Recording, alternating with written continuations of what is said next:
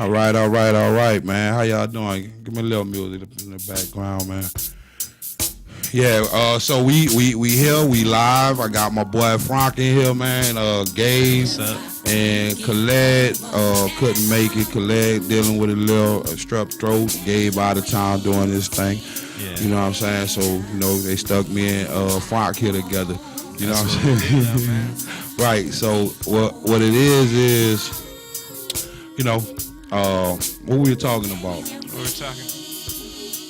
Well, I mean, what were we talking about a second ago? I don't know. Smoking? We were talking about yeah. we were talking about race. Yeah. And we were talking about Trump saying, and I don't know if I could say it, but I'm gonna say it because CNN said it. You know what I'm saying? If CNN could put it, they spelled it out on TV. But he was saying, talking about Haiti and Afghanistan being shitholes. You know what I'm saying? And we were talking about how, from the mindset of... Well, like the first thought that I had and you had after he said that was, well, like Haiti's the poorest country in the world, right? Right. I mean, how else would you describe a place that's like complete? Like I've been there twice, right?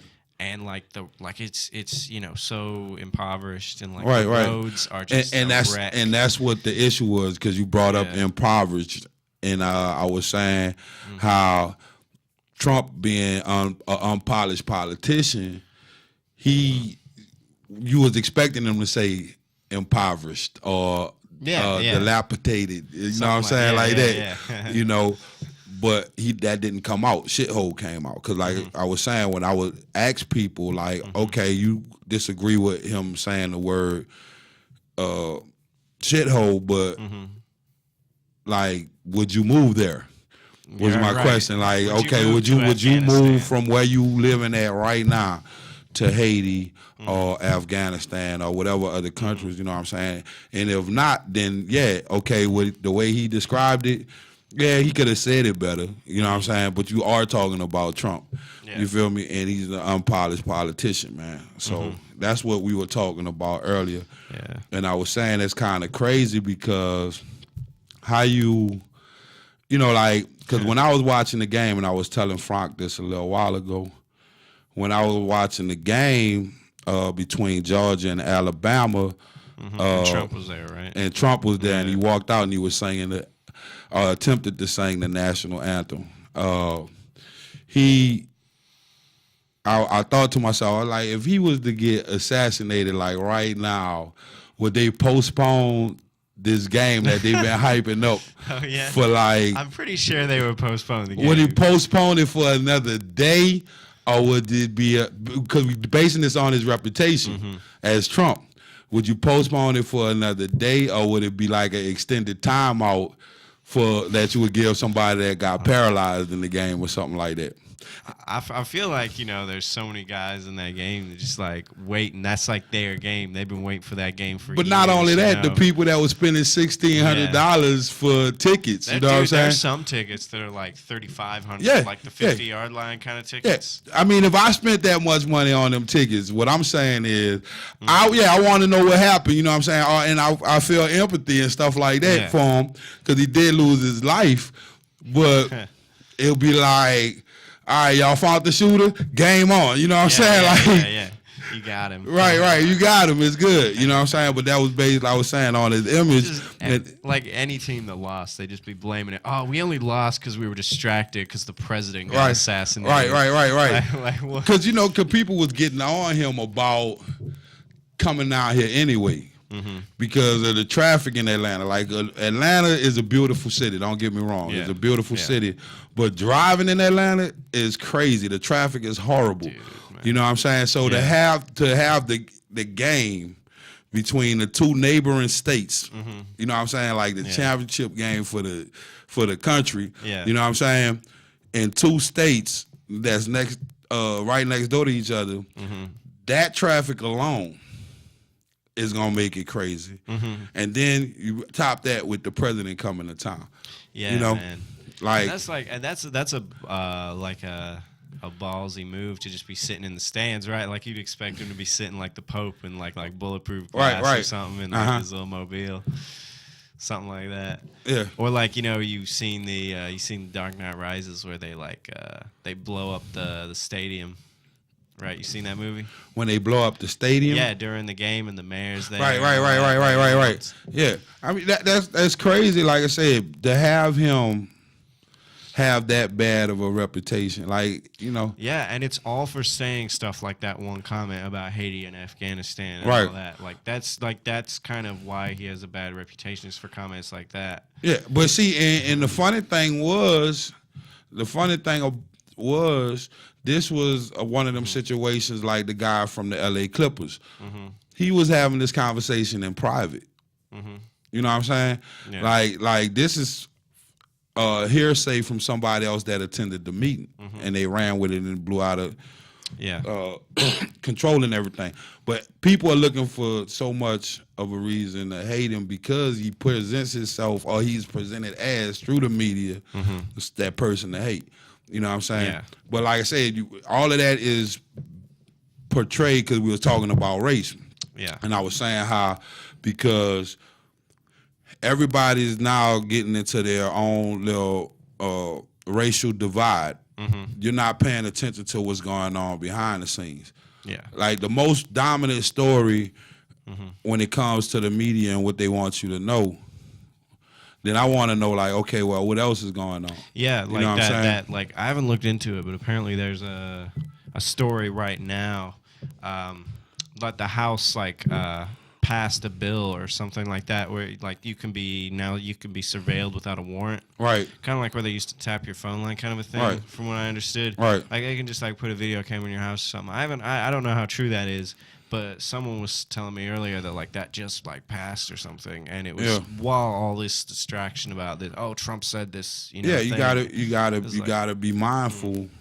You gotta be mindful of what's going on from that level, because, like I said, anytime they bring up issues that divide the masses, that's only because once the masses. If they ever get on the same wavelength, energy-wise, you know what I'm saying? The government is toast. The same understanding, exactly. It's no different than the slaves on the plantation. You know what I'm saying? The slaves and like, don't educate them, don't do anything. Like, don't let them get married. Some people, you know.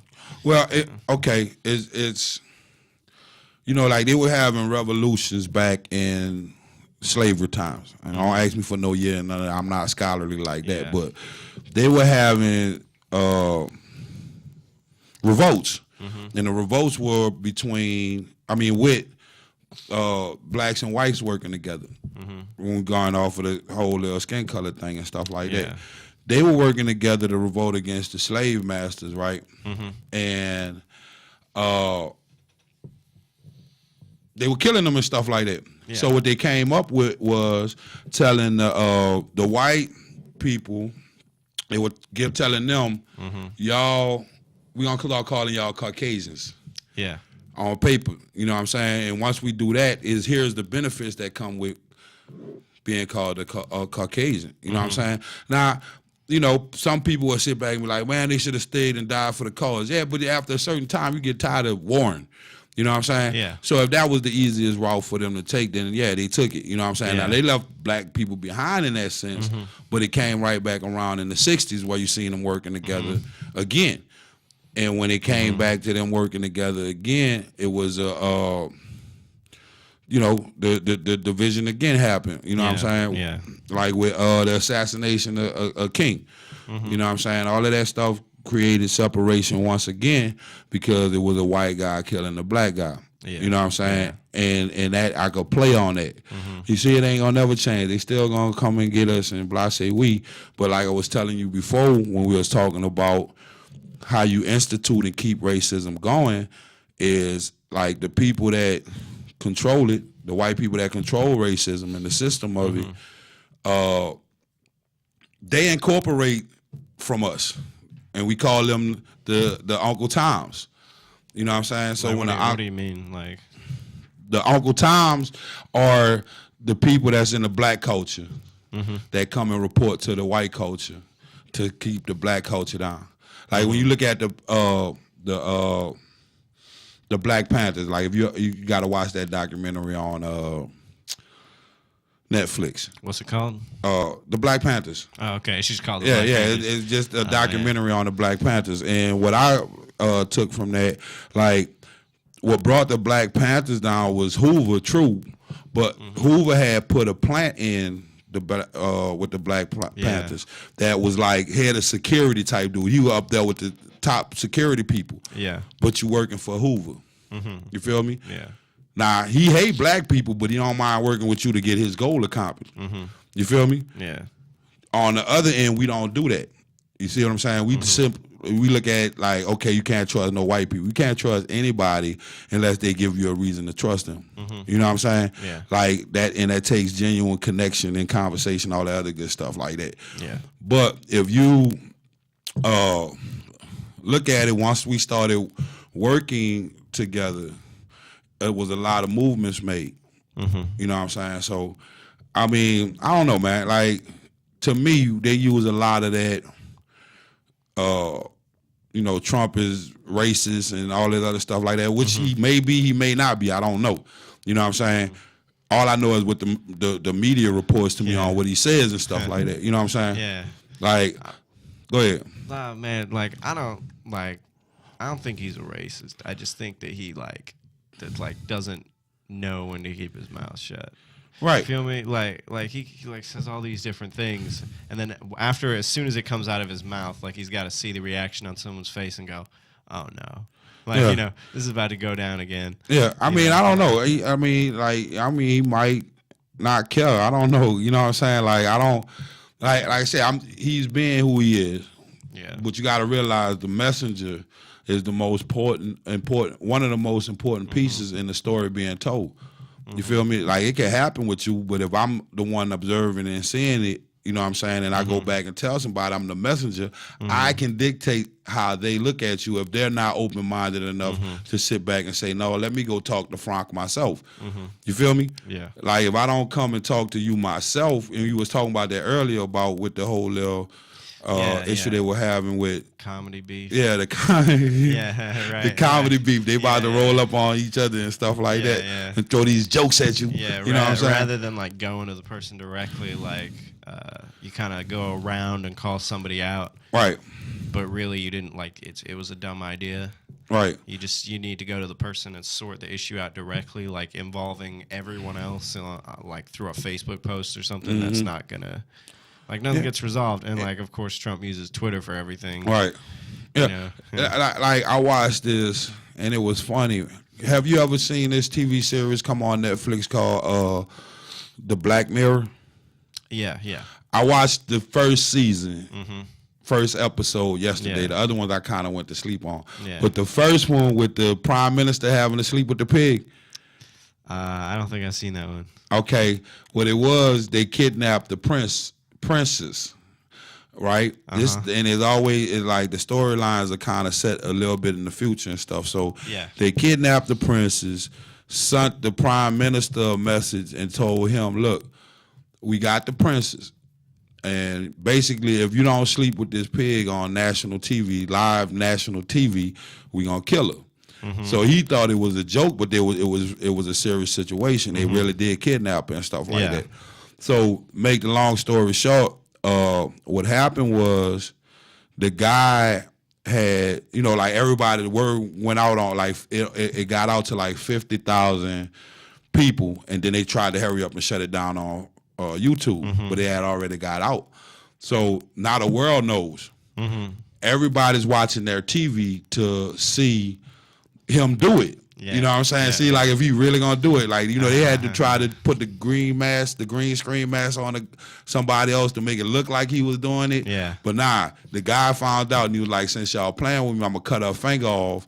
You know, they cut her finger off and showed it to her. Like, I knew what y'all was trying to do.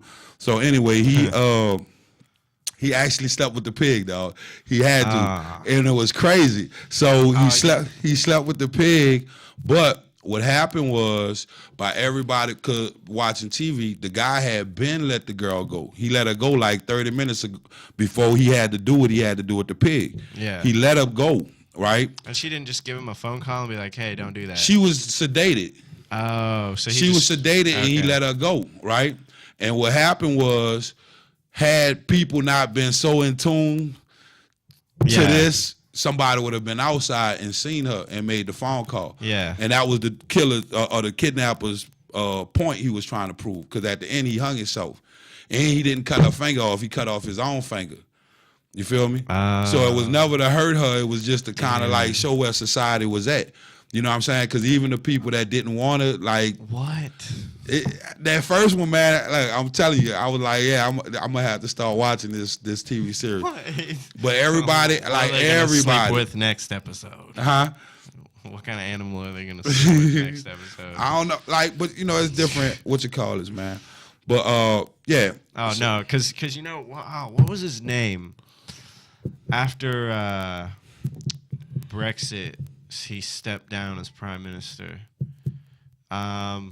That guy, whoever was prime minister, like in 2016, like up until Brexit and all that, that guy supposedly slept with a pig, right? Like he was the prime minister. Yeah. Oh, and wow. there was like evidence. So that's probably where they got the idea from. Right. And it was this big thing, and like. And he didn't step down for that. Like he stayed as prime minister. It was like the political stuff that made. But see, and the thing, the dude didn't step down either, because that was what they was telling them was, because eventually it got back to him, and the lady that was supposed to be like his right hand man or whatever, she was like telling him, look, if you don't sleep with this pig, they gonna kill her, and you're gonna go down as, you know, being this horrible person. That's the ultimate sacrifice for your country. Yeah. Dying, but here's the thing, took a back seat to having sex with a pig on TV. He didn't do it for the country, though.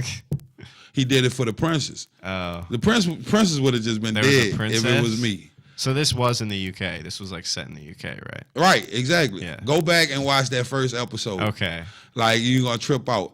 But, yeah, she would have been dead. I'm sorry. You know what I'm saying? Like, y'all just would have been mad at me. I would have been the homeless guy that used to be the prime minister or whatever. But, yeah, I don't think I could have did it, man. Would you say you wouldn't have done it? I don't think I would have done it. Because... I'm like, call me a psychopath.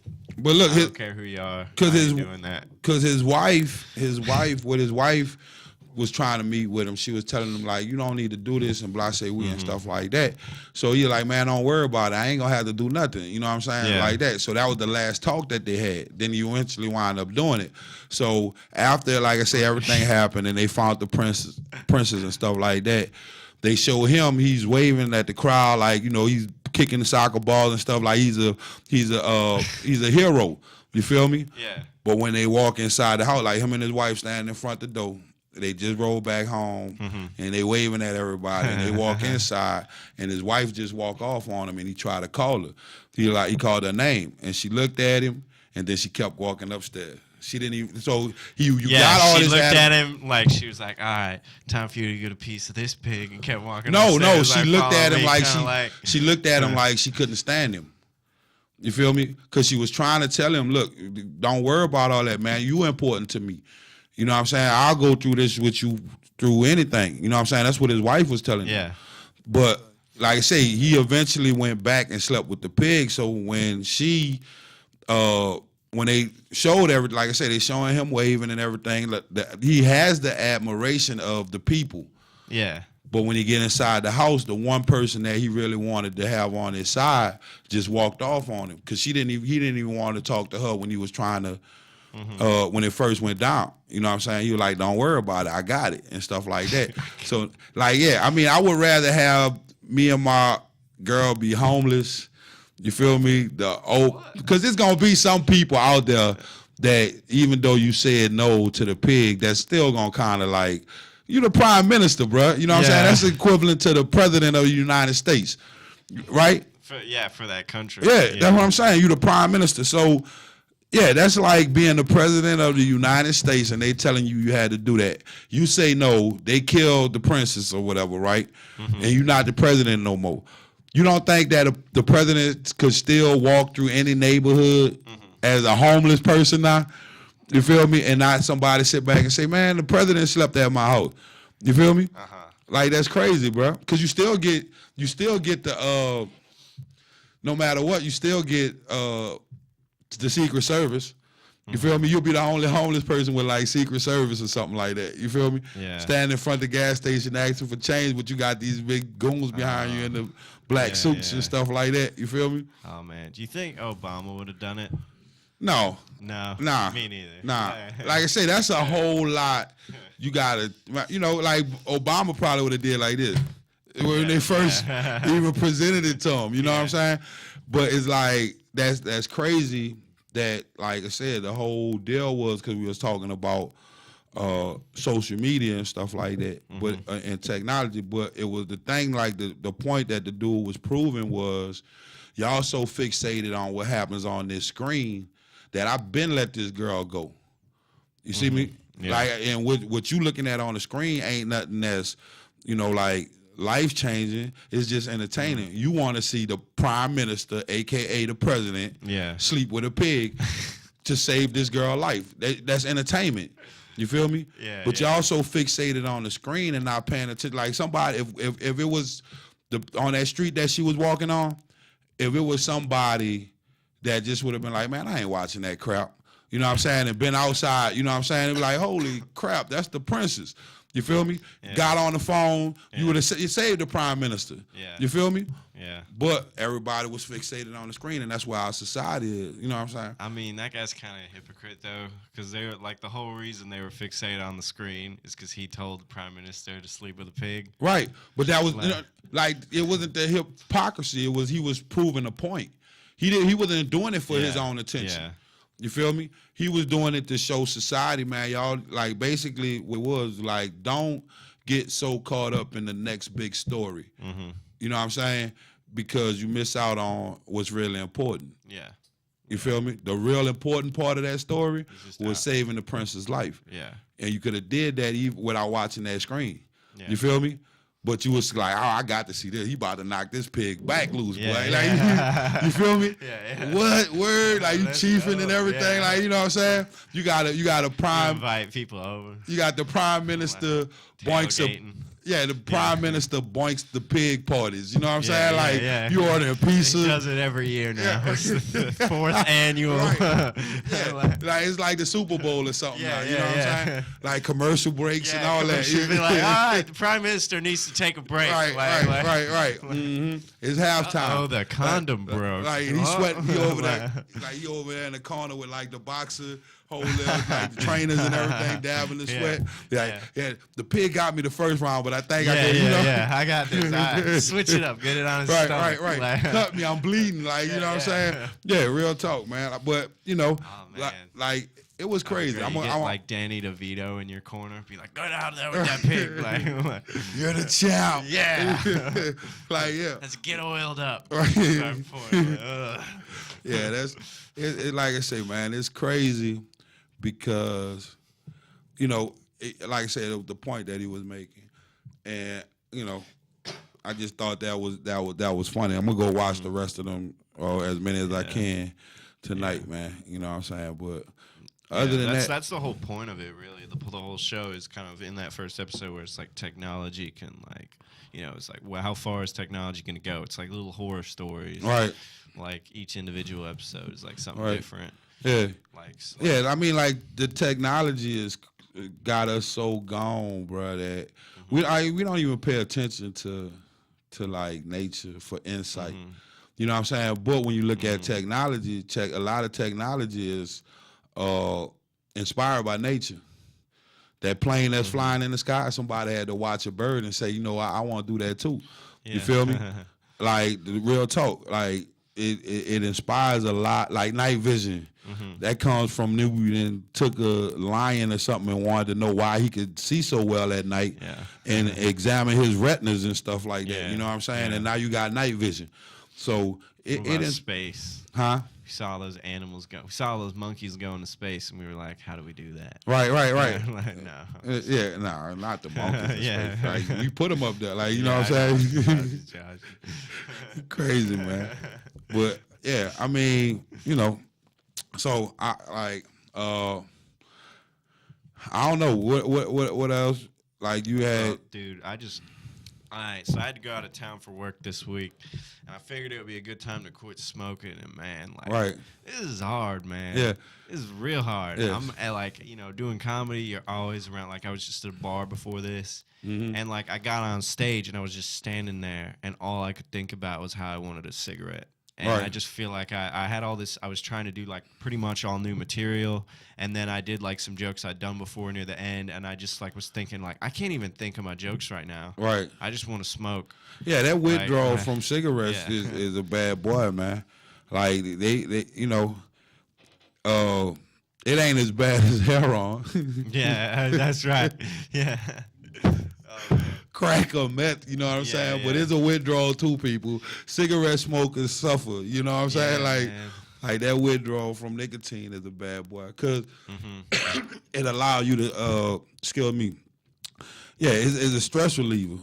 You know what I'm saying? Yeah, 100%. And that's kind of like realizing just how like stressed of a person I am. Right. It's usually like that like general anxiety level that like a lot of comedians talk about having. Like they're just kind of the type of person you are usually.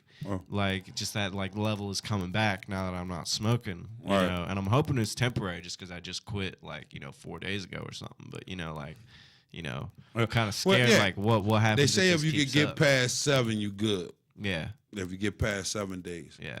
But yeah, smoking, the cigarette, like, is the easy stress reliever. But it's not a healthy one. Like it's the other stress. Like I had a friend of mine that quit one time before, and he was like, what he did was whenever he got the urge to smoke, he'll do like 25, 30 push-ups. That's what I was just thinking about. Like I have been doing more push-ups since I quit smoking than I usually do. But you know it's crazy though, like the power of a cigarette, like like a nicotine urge balance equals up to 40 push-ups. You know what I'm saying? Like you think about how like it's easier to puff on this cigarette. Like if you gave two people the options, like regular people that didn't work out or nothing, just walking around, they wasn't smokers and they didn't go to the gym. Yeah. And you sat back and you said, look, I give you $1,000 to take 20 puffs off this cigarette or do 20 push-ups. They're gonna take the 20 puffs off the cigarette. It's easier, dude. And you're out in nature when you're smoking, right? Because like I don't want to smoke indoors, right? Right. You know, like I get to stand on my porch. I get to look at the trees. You know, sometimes you see some animals. You know, maybe do it while you're going on a walk. There's just something about that being in nature part. Like I don't get in nature enough naturally, so that's what I do when I go smoke. Well, I mean, like you know, if you could replace it like with something like a healthy option, like maybe marijuana or something like that. You know, they calling it medical marijuana and stuff like that. See, the problem with that though is like it's a different kind of not even like high. High's not the word I'm looking for. It's a different kind of relaxant, you know? Right. Like, it's well, like, now I'm on live radio talking about pushing drugs. Like try marijuana, folks, instead of but you can't even really, because like, you know, even if I did go out and like try that, you know, I'm going to work. I'm taking cigarette breaks at work. Right. I guess vape, because I've been vaping. Again, like kind of breaks at work. Like, you know, like even if like fully legal, like you want, like the kind of job I have, like it's just gonna mess you up. Like, even if your boss is like, yeah, go ahead. Like, you know, I work at a software company right now. Like, all they're going to do is be like, you know, it's just going to mess with the type of work that you do, you know? So they say. You know? Like, I just mean, like, you know, productivity-wise. Right, You're just going to be chilling. You're going to be going at a cooler pace. You're going to be enjoying yourself a bit more. It depends. It depends on how it affects you, I guess, because I think it was Chris Rock was talking about all drugs should be legal. And he was saying how, like, a janitor in their 40s, 50s, a janitor at a high school should be able to go off in the room and tie off. You know what I'm saying? Like, but that when you think about it, that's funny, because think about it. You 45, 50 years old working at a high school. And you know how, I mean, you know how y'all looked and treated the janitor at most high schools and stuff like that. You might not even acknowledge them if you ain't treat them bad. You know what I'm saying? Yeah, like, to deal with adolescents all day at the age of 45, yeah, you might want to go tie off in the room or something like that. You know what I'm saying? Yeah, you got to spend all day unplugging toilets and cleaning stuff. Like, yeah. Right. You know what I'm saying? Now, I ain't saying nothing wrong with it. Yeah. You know what I'm saying? You got to do what you got to do to survive. Yeah. You know what I'm saying? Yeah. But, like, if that's not your choice and you're not happy with it, like, if you thought you was, like, the next Prince, but life didn't work out that way for you, and now you Prince at, like, College Park High School or something like that, you feel me? Yeah.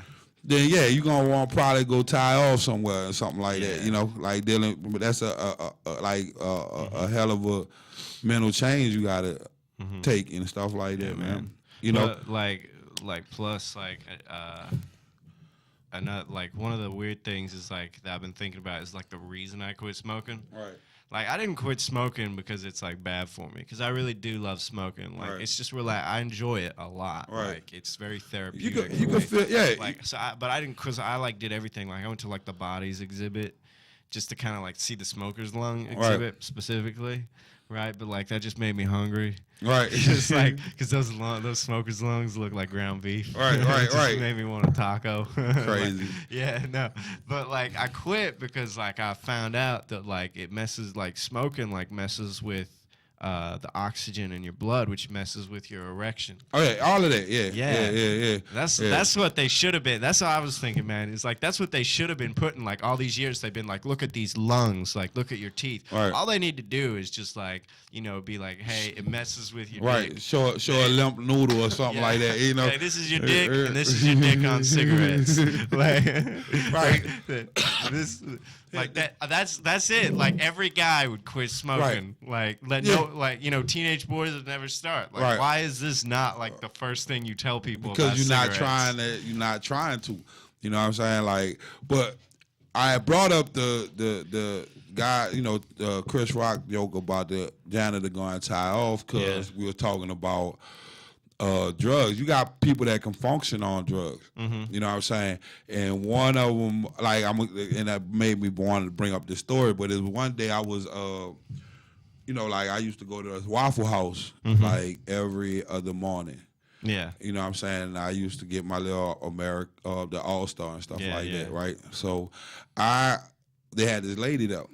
And I used to always speak to her and stuff like that. So one day I'm riding down the street and the lady's walking, but she got her uniform on. Yeah. So, I slow down, I stop, and I roll down the window. I say, you going to work? She like, yeah. I say, well, I'm going that way. You want to ride? She was like, yeah. So she gets in the car, and she was like, she say, she said, you know where to get some hard? And hard in the hood is another word for crack. You know what I'm saying? So she was asking me if I knew where to get some crack from. Yeah. So it caught me off guard because I'm like, I didn't expect you to ask me that. You know what I'm saying? So, but every day that I went to the Waffle House after that and she was there, I paid attention and she used to clean the hell out them dishes and stuff like that. So, you know what I'm saying? Like, man, I used to work at Waffle House, right? I used to work at one like at the end of 400 in Delaware. And that was really good because there's some Waffle Houses you look at and you're like, man, it would suck to work here. But the one I worked at was okay, Right. But there was this one girl, this one lady, like in her 40s, something kind of like the janitor, right. like working at Waffle House, right. In her like early 50s kind of deal, right. I mean, and she was like on painkillers. Like I remember one time that I opened the men's bathroom. And she was so messed up that she was in the men's bathroom snorting like a crushed pain pill, right? Like, and then she looks up and she's got like a lit cigarette in her mouth, and she's just like looks at me and looked like the most like she had no soul in that moment. Right. Like just the bags in her eyes. I mean, because you got to look at it, man. We are in a consumer-based society. Yeah. Right. And a lot of what's supposed to be associated with happiness is the more material stuff that you got. Yeah. You feel me? Like the whole white picket fence, the house with the white picket fence, all that stuff like that. You know what I'm saying? So as a consumer base, now here it is. If I believe the hype that all of this brings me happiness, then if I'm not put in a position where I can't afford it, you know what I'm saying? Yeah. Then that's a big shot to my ego. You know, I want a yacht. You know what I'm saying? Like, you would want a yacht. If somebody gave you a yacht, you would take it. You know what I'm saying? See, I don't know that I would take a yacht. You know, I'm just saying. What do you do with a yacht? Like, maybe if they handed you money and been like, hey, this is enough to buy a yacht, I'd be like, okay, but I wouldn't go buy a yacht. However, if you sat back and had the option to, if I got a ton of money and then I was just sitting back in my house just like a miserable rich person, you know, like that kind of deal with my feet up, and I was like, what can I do with my life? I got everything I ever wanted. I could buy a yacht. Rich people suffer too. Rich people do drugs and all that. You know what I'm saying? Because there's a headache that comes with that too. Because in order for me to, you know, like I said, if my whole existence I spent trying to accumulate what the world told me was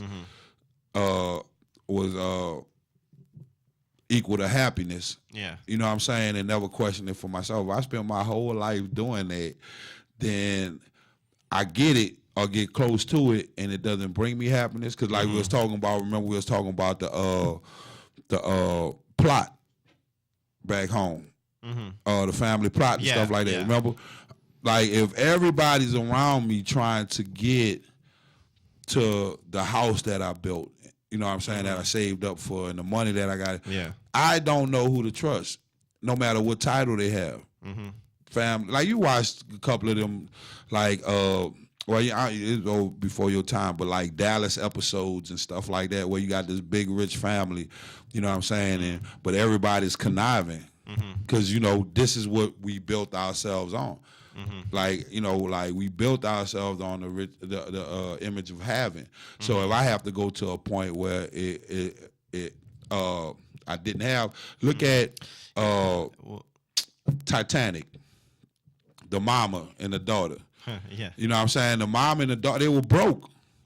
You know what I'm saying? But the mama was telling the daughter to keep up the image so she could marry into money. You feel me? But she wasn't happy with that. She wanted to deal with the boy that was at the bottom of the boat with the everyday people. You know what I'm saying? You ever seen The Corpse Bride? No, it's like that animated movie. Right, I know what you're like talking about. Too, yeah.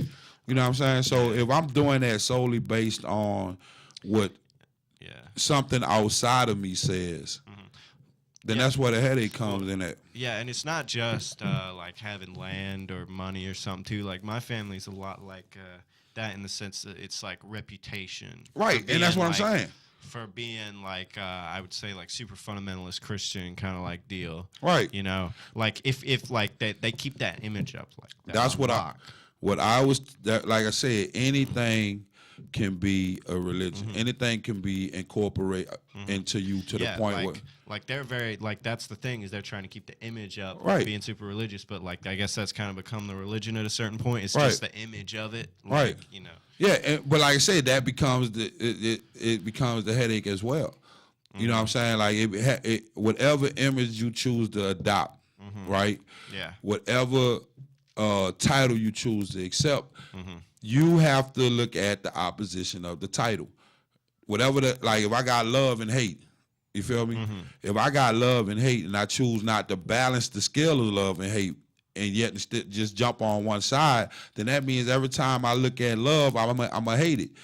I give too much power to love, and vice versa. If I love it too much, you know what I'm saying, every time I look at it, I'm going to love the hate or whatever, however you want to phrase it, you know what I'm saying? But on that scale, if there's no balance, then yeah, it could get out of whack. If I love the image of whatever it is, Christianity, black, rich, poor, all this other stuff like that, the minute some comes along to threaten that and put me in the opposition, then it is a headache for me. I panic and I'll do whatever I got to do to keep what is supposed to be making me happy. And it's always something outside of yourself.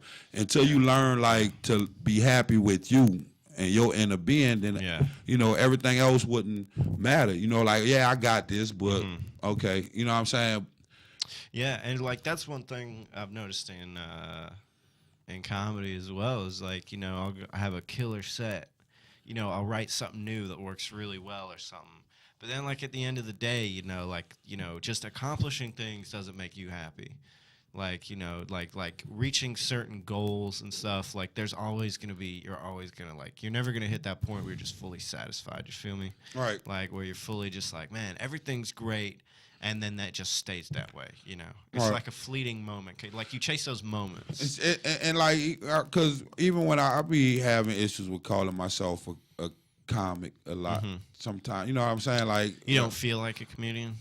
I don't like, because like, I think you put too much pressure on yourself when you sit back and you call yourself anything. Like if I call myself a comedian, then I'm saying that I gotta make these people laugh.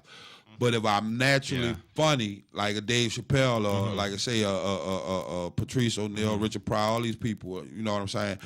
If I'm naturally silly in my outlook and I'm intellectual enough to articulate it to the next person, like, cause there'll be moments I might say something and people be like, man, boy, how you silly? And I wasn't trying to be funny.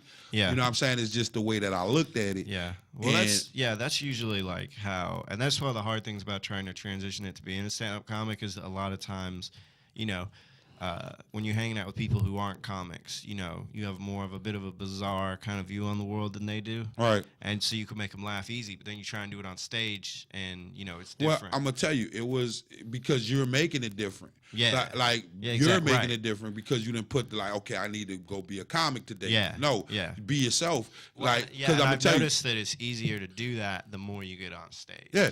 Because right? it was a guy, I can't think of his name, man, and I'm not doing him no justice, but he made a profound statement one day to me, and he was talking about how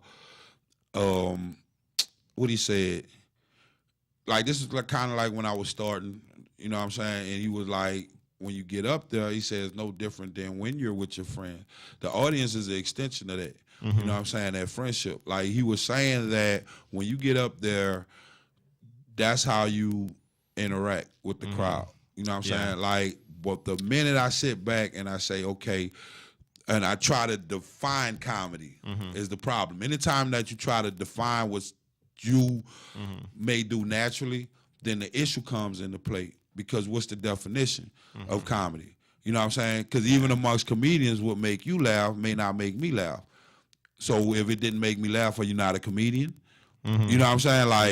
Like, what is comedy? You know what I'm saying? Yeah. But once you put it into, and I think it was a Jill Scott song, I can't remember the verse, but she was saying how don't put her music in a style and beat it. You know what I'm saying? Like, once you put music, anything, and sit back and say, okay, this is the definition of it. Yeah. You know what I'm saying? Then you don't do it justice. Not art, not creativity. You don't do it justice when you sit back and you put it in and try to define the lines any kind of way. Yeah. You know what I'm saying? And one thing you said just a minute ago is you were talking about like people who are like naturally funny. Like, I've never understood, because that's a phrase that I never heard until I started comedy. And then people just started throwing it around almost like a dig at some people. Right. Which I get. There's some people who are funnier than others, right? Right. And I just like, well, it was the kind of conversation that I'd never been a part of before, at least not when it came to being funny. Right. The idea that people were kind of digging at people who weren't as funny. Right. Because, like, before I even got into comedy, I read or I watched an interview with a comedian, I can't remember who it was, where the guy said, everyone who gets into comedy, at least like 99 out of 100 people who try comedy, are funny people. Right. And that's how you should view them. Right. Like, instead of just like trying to judge the like 1 out of 1,000,000 that's going to be like the most like famous comedian. You feel me? Like, just kind of giving everyone a chance to kind of like, yeah, maybe this person's not going to make a living doing this or whatever, but like, everyone in comedy is funny, and I've tried to take that same kind of approach. Well, yeah. Well, when I say naturally funny, it's not to discern whether or not the person that isn't as funny, I want to say, isn't funny at all. Yeah. Is what, like you were saying, is that comfortability that comes along over time of doing it. You know what I'm saying? Because even Richard Pryor, I remember they had and I got the DVD at the house, but it was like a DVD of his first stand-up from Walmart, or one of his first stand-ups. Yeah. And he had a list that he was reading off of. You see what I'm saying? See, I remember I watched, have you seen the stand-ups on Netflix, those like half-hour specials? On who? But you know what I'm talking about, right? It's like 6 half-hour specials. It's called the stand-ups. Okay. So I seen it. I ain't watched yeah, it. there's one, Dion Cole, and he literally just has his list right there, and he's Oh reading off yeah. I know. Yeah. And I was like, man, that's really, I like how comfortable he is with this. Right. Like, I like it like he doesn't, like, even today when I was on stage and all I was thinking about was, man, I really want a cigarette. Right. And I just could not think straight or Right. remember my jokes or anything. Right. Now Like, see here. I just I just thought I could pull out my list right now and look at my jokes, and I went, no, that would look bad. But see, that's what I'm telling you. Right. It wasn't natural. You feel me? Like, Yeah. like your thought process wasn't natural. Like, cause if it was a natural flow to it, then what could have happened was you could have made light of the fact that you was nicking right then. I can't function. I just quit smoking. Or Yeah, and I actually thought about doing that too, and but I just my brain was just so off. But if you would have took it there, then that could have led you into other top. Like I tell you all the time, when I get up, and I'm not saying I'm the great or the best, but I'm the best me. Like when people be talking about who's the best rapper, Tupac, Biggie, all this other stuff like that. Yeah. I never like that conversation is frivolous to me because you can't compare them. Pac is the best Pac. Big is the best Big. Yeah. Jordan was the best Jordan. Kobe was the best Kobe. You know what I'm saying? Like you can't even compare them because you have different like Kobe played in a different era than Jordan. Yeah. You know what I'm saying? Like Yeah. Jordan played in a different era than Bill Russell. Yeah. Like if you sit back and you ask me who's the greatest of all time, what are you talking about? Are you talking about rings? Bill Russell got him. Yeah. But then you'll sit back and be like, well, they didn't have a lot of black people playing back then. That makes it even that speaks even more in this case if you playing and you like one of the first black dudes to play. What you think the other white? How you think they playing you? You know what I'm saying? Like, how you think these other white dudes are playing this black dude that's on the court with him that I'm supposed to be superior? Whether I feel that way or not, society says I'm the superior one, and you're on the court out rebounding. Man, you know Bill Russell done got some elbows, man. You know what I'm saying? You didn't start changing the foul the way you call fouls until Jordan. So if anything, like, what's the debate? Like, you're the best you that you can be. Yeah. You know what I'm saying? Like, I'm not suck for the guy where it's like, are you the best you? It's like, nah, this other guy's the best me. Right. Like, You know what I'm saying? Like, it's to try to compare anything and say, well, that's the best best this, or that's the best that, or who's the best this. Yeah. Like, is a frivolous conversation. So when you sit back and you looking at like I said, we go back to what we was talking about. When you're talking about images and stuff like that, if I create an image and the people are inspired to go for the image, you feel me? Then it's gonna always be somebody that's just trying to top the next person because this is the status quo. You know what I'm saying? Like mentally, when you sit back, like anything, man, can hamper your creative thinking when you sit back and you hold that title. So when we go to talking about comedy, not saying that one is, when you say naturally funny, he's naturally funny. He's in his natural state. You feel me? Like right now, we aren't natural human beings right now. You know what I'm saying? Yeah. Naturally, we will be walking around this bad boy like we was on a nude beach. Yeah. You feel me? Yeah. Like that's at your most natural state. Yeah. Isn't it? I don't know, man. You feel me? Like I mean, like because we didn't put an image to everything, you know what I'm saying? Then you can kind of sit back and see like why certain stuff would turn you off. You know what I'm saying? Yeah. Because we cover up our clothes and stuff like that, it sounds ludicrous or crazy for me to sit back and say, man, you know, we all should be nudists when you sit back and know that there's some people that you don't want to see naked. Glad we're not nudists. Right. I'm so glad we're not all Right, nudists. because you'll sit back and be like, man, you look bad in clothes. Like, you know what I'm saying? Like, real talk. You know what I'm saying? They gotta like go through a screening process before you become a nudist. Right. The thing at the airport that scan you, yeah. like, you know, the X-ray machine or whatever like that. Yeah. Okay, you good to go. Yeah. You know, like, but anytime you put an image on it, because I'm gonna tell you now. Yeah. We was talking about the Amazon earlier. And Wait, hold on. I just had a thought and I don't want it to go by. Where do nudists keep their phones? Where they keep them? They don't need them. Do they use phones? No, I mean, it's just you talking about. nudists, I'm thinking about on the like beach. Amish, but they're naked. Like Right. what? Like They don't need a phone though if you like a nudist. You know what I'm saying? Like you don't need nothing but a house phone. Because I'm saying you don't see nudists, pure nudists that like really believe in nudism. Yeah. You don't see them at Nudism? a right. It's like Buddhism for right, nudists. right. Like- You don't see them at a 9 to 5.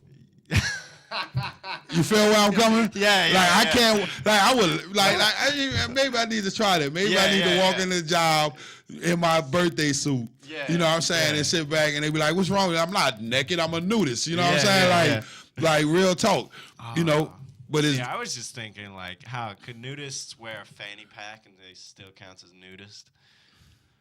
it's an accessory. Yeah, so you could wear it, like you could put a phone in a fanny pack as a nudist, Right. Because if you could wear a watch or a chain, Yeah. you know what I'm saying? Because nude like deals with the clothing aspect. But what I was about to say was about like we was talking about the Amazon. Yeah.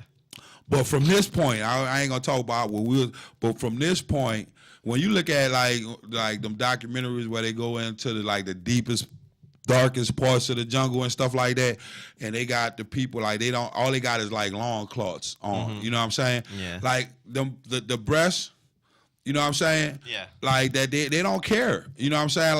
Like it be some breasts that you sit back and be like, you know, shirt, please. You know what I'm saying? But they're there and they're comfortable. Right, is because my they point. don't think about it. Like, You know what I'm saying? Yeah, a lot of exactly. places We make it an issue here. Yeah. You know what I'm saying? And because we make it an issue here, like I said, along comes the headaches. Because now it goes from me having clothes to this type of clothes I have on. You know what I'm saying? Like if I got on the fine garments and stuff like that, people look at me like, not only does he have clothes on, but look at him. You know what I'm saying? Like he's marvelous. You know what I'm saying? Do you think there's there's nowhere like this in the world right now? But what if there was like a culture where it was kind of like with Islam, where with the women covering their face, but it was like everybody, like you had to cover your face, and if you didn't cover your face, they talked about it like this, like you know, with nudists, like, oh, you ever seen someone's face, and it's like, I don't want to see that. Right. Okay, like the whole society just cover their face. Yeah, because there's some people where it's like, oh, they got a nice face, but there's some people where it's like, put something over your face, but man. you see the balance is what I be talking about. This is the balance for me.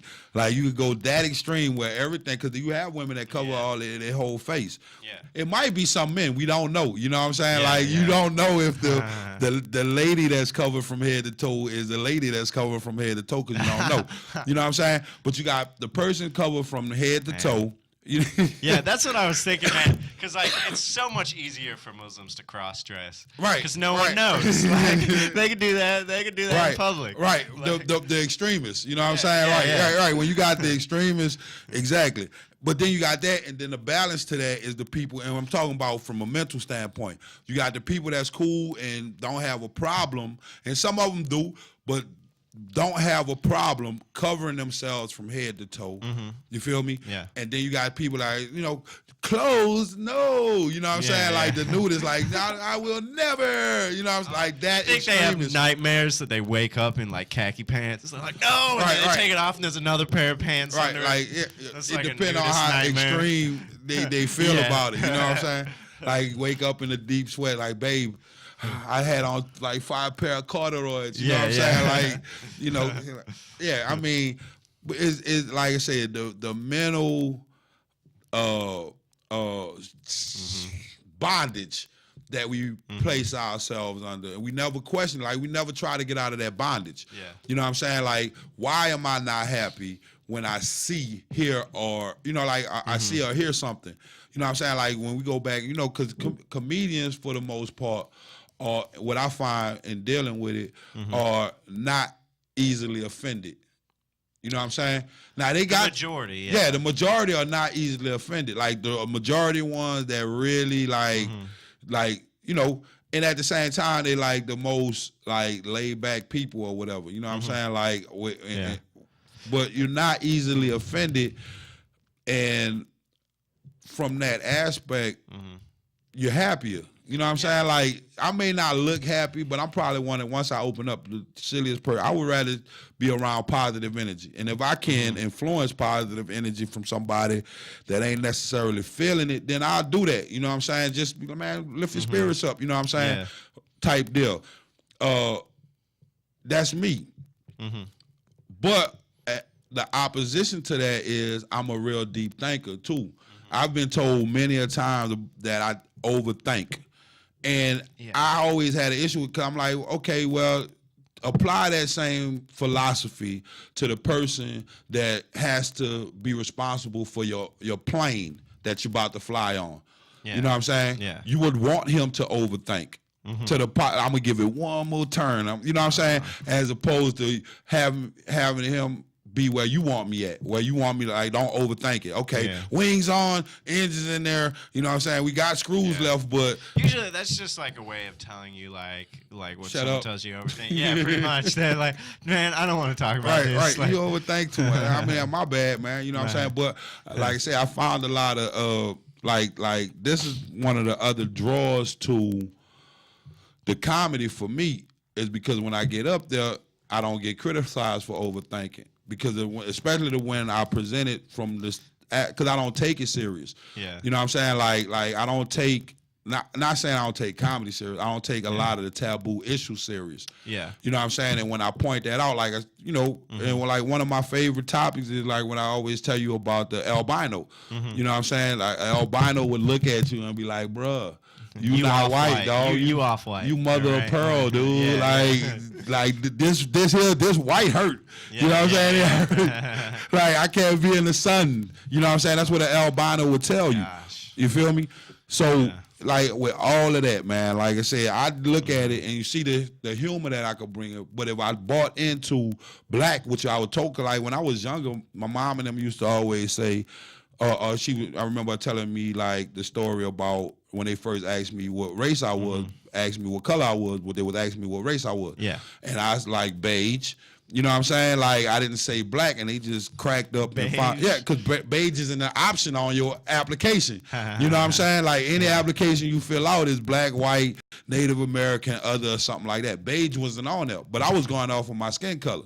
Like you was just saying, mother of pearl, off-white. You feel me? Yeah. Off-white is not on there. Yeah. It should be. You feel me? Like, but it's not. Every time, because I work with like property management kind of a deal, right? So like I deal with applications all the time, and like they still have like demographic stuff on there for applications, and you can choose to say like, decline to report my race or my sex or whatever, but like they still have that on there, and I'm like, why? Like, I don't get the point of it, because it's so specific. Right. Like, it's like, I am Asian, I am black, I am white, you know, kind of a deal. Because it's power for me as the person that controls it if I get you to describe yourself how I see you.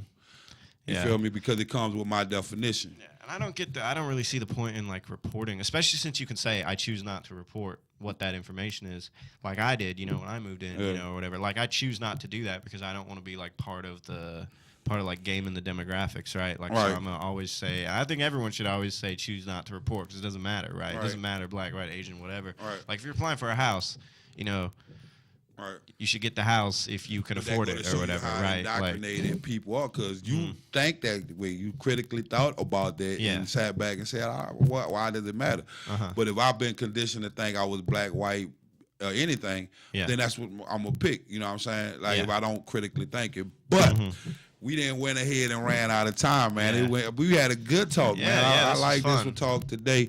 Like I said, Khaled is out with the strep, man. Gabe is out of town. He traveling back and forth. But next week, hopefully, we all be in here. Yeah. So this is Third Eye Humor. Right. Third Eye every week, 6 to 7 on Saturdays Eastern time. Yeah. And you can follow Big Easy. What's your Instagram again? Well, the Instagram is Big Ed Easy 504. And on Facebook, you can follow me under Ed Collins. And we got a Facebook, Third Eye Humor. Yeah. You know, that's where you're going to, you know, hopefully find the funny. And you can find me at Frank, that's FRANK, and C, and then Gwen GWI. I should have picked an easier Right. Instagram name, man. We gonna have to. Yeah. I thought about it. We gonna hip up our names, man. Yeah. You know, I say we gonna call Khalid K Dub. K Dub. Right. We gonna call him K Dub. K Dub. All right, man. It was. But yeah, we're gonna go ahead and wrap it up, man. Thank y'all for tuning in. Like I said, we'll be back next week and doing the same thing, man. Peace.